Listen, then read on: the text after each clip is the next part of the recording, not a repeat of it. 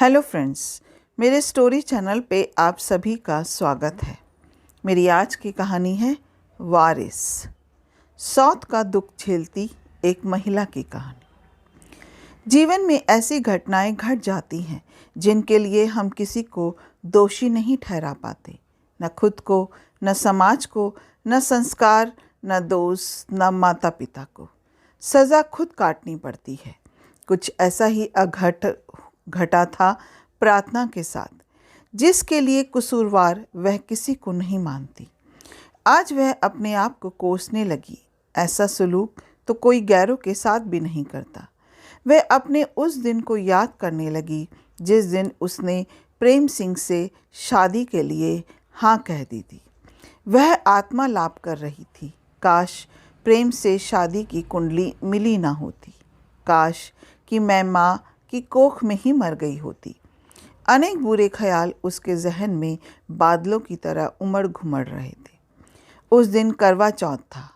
उस दिन ही दूध वाले ने दूध देते वक्त मजाक मजाक में कह दिया, भाभी जी, आज तो आपने भी व्रत रखा होगा। प्रार्थना ने मुस्कुराते हुए जवाब दिया था, हाँ, तब तो भाई साहब की 100 साल उम्र हो जाएगी। भाई साहब के लिए तो 50-50 साल की दुआएं मांगी जाएंगी। 50 आप और 50 दूसरी मेम साहब द्वारा। वह दूध नाप नाप कर बर्तन में डालता रहा और व्यंग का बाण छोड़कर चलता बना। प्रार्थना का मन किया कि उसे डपट दे, मगर उसे तो ऐसी बातें सुनने की आदत सी पड़ गई थी। वह अपने दुख को दूसरों को सुनाने के बजाय खुद को कोसने लगी। नहीं भूल पाती वह उस दिन को जब प्रेम ने अपना और प्रार्थना का मेडिकल चेकअप करवाया था। उसे पता चल गया था कि वह माँ नहीं बन सकती। वह उसके वंश को बढ़ा नहीं सकती। ब्याह के 7 साल बीत चुके थे। उसने ही थक हार कर प्रेम से जिद की थी कि किसी बड़े शहर में बड़े डॉक्टर से जांच करवाई जाए। डॉक्टर ने जो बात बताई वह दिल को धड़काने से कहीं ज़्यादा प्रार्थना की जान लेने वाली थी। प्रार्थना अपने आप को धिक्कारती थी कि उसने किसी बड़े डॉक्टर के पास चेकअप करवाने की बात क्यों सोची। वैसे तो प्रेम की कभी इच्छा ही नहीं होती थी कि वह किसी बड़े डॉक्टर के पास जाए। उसे अंदर ही अंदर डर लगता कि कहीं उसके सीमन में ही कोई कमी ना हो, पर प्रार्थना की जिद के आगे झुकना पड़ा था। हकीकत सामने अलग आ गई। प्रार्थना में ही मातृत्व क्षमता नहीं थी। बावजूद इसके प्रार्थना ने उम्मीद का दामन नहीं छोड़ा था। उसने अपने पति प्रेम से बस इतना कहा था, डॉक्टरों को कहने से क्या होता है, मुझे पूरा भरोसा है आप पिता बनेंगे। उस दिन के बाद से प्रार्थना ने सोमवार, मंगलवार, शनिवार, एकादशी और ना जाने कितने तरह के व्रत उपवास रखे। हर एक मंदिर में पूजा अर्चना की, पर बंजर ज़मीन बंजर ही रही। अब प्रार्थना कहाँ जाती, किससे मन्नत मांगती। अब उसकी समझ के सब कुछ बाहर हो चुका था। उसके हृदय में अनेक प्रकार के संशय आने लगे थे। वह हालात से लड़ते लड़ते हार रही थी। जैसे यशोदा मैया ने कृष्ण को पाला था, उसी तरह वह बच्चा गोद ले सकती थी। प्रार्थना की बहन शर्मिला ने एक दिन अचानक ही कह दिया, मेरे पेट में जो बच्चा पल रहा है उसे गोद ले लो। जन्म तो मैं दूंगी, मगर पालेगी तू। समझ कि इस बच्चे की माँ तुम हो। दरअसल प्रार्थना की बड़ी बहन शर्मिला के 2 लड़के पहले से थे। दोनों अभी छोटे थे। दोनों बच्चों के बीच का फ़र्क भी मात्र 2 साल का ही था। दोनों बच्चे छोटे होने के कारण वह अपना ऑपरेशन नहीं करवा पाई थी। उसने अपने पति राकेश से कहा कि वे अपनी नसबंदी करवा ले, मगर उसने टाल दिया था। और जब 2 जवां दिल मिले तो चूक होनी ही थी, और इस तरह शर्मिला के पेट में बच्चा आ गया। राकेश ने उसे अबॉर्शन करवाने से भी मना कर दिया था। शर्मिला पहले 2 बच्चों का पालन करने में इतनी व्यस्त रहती थी कि तीसरे बच्चे के पालने की बात सोचकर वह सिहर उठी थी।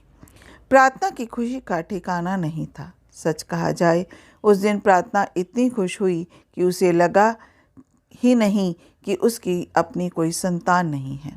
मौसम ने भी अपना रंग बदला। उस दिन खूब बारिश हुई। शाम का वक्त हो चला था। प्रार्थना ने मौसम का मिजाज देख पति के कंपनी से आने के पहले पकोड़े तले और चाय बनाई। प्रेम की शुरू से आदत थी, जब भी बारिश होती वे कहते, प्रार्थना आज मौसम बड़ा सुहाना हो रहा है, पकौड़े हो जाए तो मज़ा आ जाए। वह कितनी भी थकी मांदी हो पर प्रेम की हर खुशी का ख्याल रखती। खुशी का इजहार करने का इससे अच्छा तरीका और क्या हो सकता था। भला मौसम भी सुहाना और पति के मनपसंद पकौड़े। मगर एकाएक जैसे मौसम बदला, सर्द हवा चुभने लगी। मेज पर रखे पकौड़े चटनी फीके लगने लगे। प्रेम ने बच्चे गोद लेने की बात अस्वीकार कर कहा था, मुझे पता है कि हम किसी बच्चे को गोद ले सकते हैं, लेकिन बच्चा पराया ही कहलाएगा। वंश चलाने के लिए पितृगुण विद्यमान रहना आवश्यक है। तुम चाहो तो हमारा वंश फल सकता है। प्रार्थना विमुड़ सी ताकती रही। कैसे? यह सवाल प्रार्थना ने मन ही मन खुद से किया। शायद वह सच से पूरी तरह वाकिफ न थी, या असलियत को वह सुनना नहीं चाहती थी। प्रेम ने वह सच सामने ला कर रख दिया। प्रार्थना को सच सुनते ही लगने लगा जैसे वह लहरों की मर्जी से डोलने वाला कोई छोटा सा तिनका है, जिसकी कोई दिशा निर्धारित नहीं। वह घृणा के साथ कमरे के अंदर चली गई।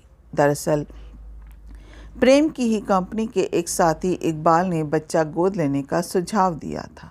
उस वक्त भी उसने अपने मित्र इकबाल से कहा था, गोद तो मैं बच्चा ले सकता हूँ, पर अपने दिल से उसे प्यार नहीं दे पाऊँगा। अपना खून तो अपना ही होता है। परम मित्र तो मित्र ही ठहरा। उसने समस्या का समाधान ढूंढना शुरू कर दिया, या समस्या का समाधान उसके पास स्वयं चला आया। एक दिन उसने उससे एकाएक कहा, प्रेम, तुमसे एक बात करनी थी। हाँ बताओ। तुम्हारे भले की बात है। पौड़ी गांव की एक पहाड़न है, उसकी 6 लड़कियां हैं। बेचारी बहुत ही गरीब है, लड़कियों के लिए दूल्हा ढूंढ रही है। बेचारी बहुत ही गरीब है, लड़कियों के पिता भी नहीं हैं। मैंने तुम्हारे बारे में बताया है। तुम अगर चाहो तो तुम्हें अपना वारिस मिल सकता है। वह कैसे? उसकी बड़ी विधवा लड़की की बच्चेदानी को किराए पर ले लेते हैं। बच्चों के पैदा होने तक आने वाला सारा खर्चा तुम उठाओ। बच्चे की डिलीवरी से लेकर उसके परिवार की आवश्यकताओं तक को पूरा करोगे। किराया स्वरूप 2 लाख रुपए एडवांस देना होगा। उसकी माँ और लड़की राज़ी है। हाँ, मैंने उसे समझा दिया है। जिस तरह रिक्शे वाले, मजदूर आदि लोग अपना अपना श्रम देने के बदले पैसा लेते हैं, उसी तरह वंदना भी एक अंग कुछ दिनों के लिए किराए पर दे रही है। तुम एक दिन चलकर मिल लो। प्रेम ने तुरंत उस गरीबन से मिलने और बात करने की ठानी। पौड़ी गांव पहुंचते ही सब बदल गया। हुआ यूं कि जैसे ही प्रेम की नज़र पहाड़न वंदना पर पड़ी तो वह उसे एकटक देखता रह गया। नीली आंखें, गोरा बदन, भूरे बाल, उसकी खूबसूरती देखकर वह फिसल गया। वह सब कुछ भूल गया। उसके ऊपर दीवानगी छा गई। इकबाल भी उसका भाव समझ गया। थोड़ी देर इधर उधर की बातचीत के बाद वे दोनों अपनी कार में आ गए। इकबाल ने लौटते वक्त हंसते हुए कहा, तुम कहो तो मैं तुम्हारी दूसरी शादी करवा दूं। उसकी हंसी और उसकी बातें प्रेम की गंभीरता से टकराकर वापस लौट आई। इकबाल ने तो प्रेम के दिल की बात कह दी थी।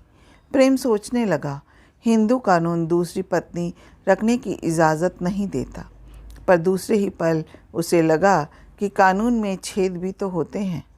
प्रार्थना आसन संकट से सिहर उठी थी।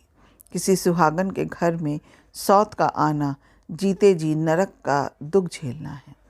कमरे में बैठी वह तर्क दे देकर खुद को देर तक समझाती रही, पर दिल और दिमाग के फासले को पाटना आसान नहीं होता।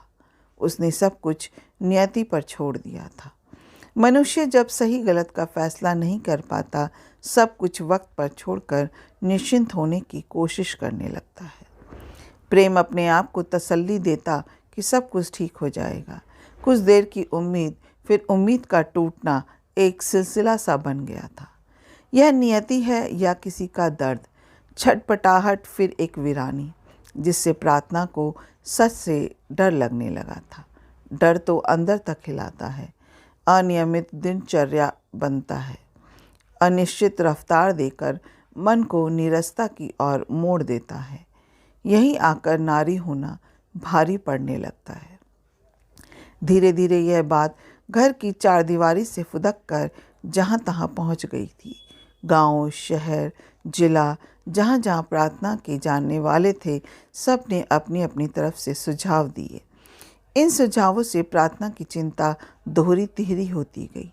प्रार्थना ने जो उम्मीद की आंखें प्रकृति के ऊपर टिका रखी थी, वहाँ से भी उसने आंखें हटा ली थी, क्योंकि प्रेम अपनी चाहत की भट्टी में कईयों की आहुति देने को आतुर था।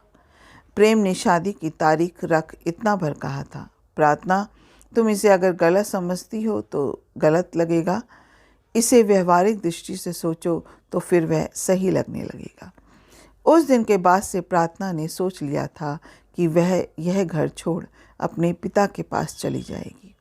उसका बूढ़ा पिता, जो शुगर, ब्लड प्रेशर आदि बीमारियों से पीड़ित एक मामूली सा किसान था, 3 बेटियों के ब्याह के बाद कर्ज में लदा पड़ा था। आखिर प्रार्थना किस तरह उन पर बोझ बने, पर सुनने में यह भी आया था, प्रेम ने अपने ससुर निरंजन से यह बात साफ साफ कर डाली थी, या तो प्रार्थना अपनी सौतन को स्वीकार कर ले या फिर मुझे छोड़ दे। निरंजन ने इस बात पर कोई टिप्पणी नहीं की थी। दरअसल निरंजन सोच नहीं पा रहे थे कि किन शब्दों से अपनी बेटी प्रार्थना को आश्वस्त करे। प्रार्थना इस वजह से चुप हो गई थी। दरअसल उसने मौन से समझौता कर लिया था। एक दिन प्रेम बारात लेकर अपनी दूसरी शादी के लिए निकल पड़ा। प्रेम की बारात तो गई, मगर सिर्फ 4 लोग ही बारात में गए। ना कोई बैंड बाजा, न सजावट, ना ही सिर पर सहरा। यो उसने अपने कई मित्रों, रिश्तेदारों को कहा तो था, पर सब ने इस शादी में शामिल होना शर्मिंदगी व अपना अपमान समझा। गोया प्रेम विवाह करने नहीं, बच्चे पैदा करने की मशीन लाने जा रहा था। सच भी यही था। ब्याह के 3 साल में 3 बच्चे हुए। जब वंदना ने पहला बच्चा जना तो प्रेम ने आसमान की तरफ सिर उठाया। फिर उसने फूट फूट कर खुशी के आंसू बहाती हुई बच्ची को प्रार्थना की गोद में दिया तो अवसाद का वह टुकड़ा, जिसे वे कई महीनों से चुभला रही थी, अब नदारद था। उसे मातृत्व का एहसास हुआ और उसने उसी वक्त वंदना से कह दिया, यह बच्ची तुम मुझे गोद दे दो। वंदना ने शहर से उसे स्वीकार कर लिया। आप ही इसकी बड़ी माँ हैं, पालना तो आपको ही है। 2 लड़कियों के बाद तीसरा लड़का तो हुआ, मगर 3 महीने बाद ही उसने भी दम तोड़ दिया। पैदा होने के बाद से ही उसे दवाइयों के सहारे पाला जा रहा था। दवाइयों के सहारे वह 3 महीने खींच-तान कर जिया तो ज़रूर, पर अगले महीने ही उसने दम तोड़ दिया। बड़े बड़े डॉक्टरों की दवा खाते खाते ठीक होने की बजाय उसका स्वास्थ्य और बिगड़ता चला गया। सुनने में यह भी आया था कि जब वंदना का तीसरे बच्चे के वक्त 8वां महीना चल रहा था, उसके किसी बात को लेकर प्रेम से कहा सुनी हो गई थी। प्रेम ने आव देखा ना ताव उसकी धुनाई कर दी। उसी वक्त बच्चे को पेट में चोट लग गई थी। दूसरे दिन वंदना को पेट में जोर से दर्द उठा। आनन फानन वंदना को अस्पताल में भर्ती करवाया। तीसरा बच्चा भी ऑपरेशन से हुआ। बच्चे को पैदा होते ही सांस लेने में तकलीफ होने लगी। प्रेम ने डॉक्टर से कहा, डॉक्टर साहब, मेरे बेटे को कुछ नहीं होना चाहिए, चाहे जितने भी पैसे लग जाए। पर न डॉक्टरों के महंगे इलाज और ना ही जिस ईश्वर पर ज़्यादा भरोसा था वे काम आए। दूसरी और बच्चा होने के 10 दिनों बाद ही वंदना के पेट में दर्द होने लगा। इस दर्द ने उससे फिर कभी माँ बनने की शक्ति छीन ली। डॉक्टरों ने उसके पेट से बच्चेदानी को निकाल दिया। संपत्ति का मालिक, घर का वारिस, बुढ़ापे का सहारा अब इस दुनिया में नहीं था। अब कुछ बची थी तो निराशा ही निराशा। जैसे ही प्रेम गम में डूबा, उसने गम को डुबो दिया शराब में। वह सोचता था अगर वह गम को शराब में ना डुबोता तो गम उसे डुबो देता। हाँ, ऐसा नहीं था कि प्रेम पहले पीता नहीं था, पहले वह पीकर खुशी में झूमता था और अब गम में पड़ा रहता है। अब तो वह गम और शराब दोनों ही अंदर अंदर पिए जा रहा था। वह अपनी करनी पर पछता रहा था। वह महसूस करता कि उसका शरीर हल्का हो गया है और एक जोर की हवा उसे कहीं ले जा रही है। वंदना उसकी ऐसी हालत देखकर निश्चिंत थी। प्रार्थना ने तो बच्ची गोद लेने के बाद कईयों से पीछा छुड़ाने के लिए अपना सारा ध्यान बच्चों के लालन पालन में लगा दिया था। उसे एक पल की फुर्सत ना थी, ना दिल दुखने वाली बातें सोचने का वक्त। हाँ, कई बार प्रेम प्रार्थना के पास आता था, पर प्रार्थना ने उससे साफ साफ कह दिया था, मुझे और मेरी बेटी को 2 वक्त की रोटी मिल जाए, बस मुझसे इतना ही संबंध रखिए।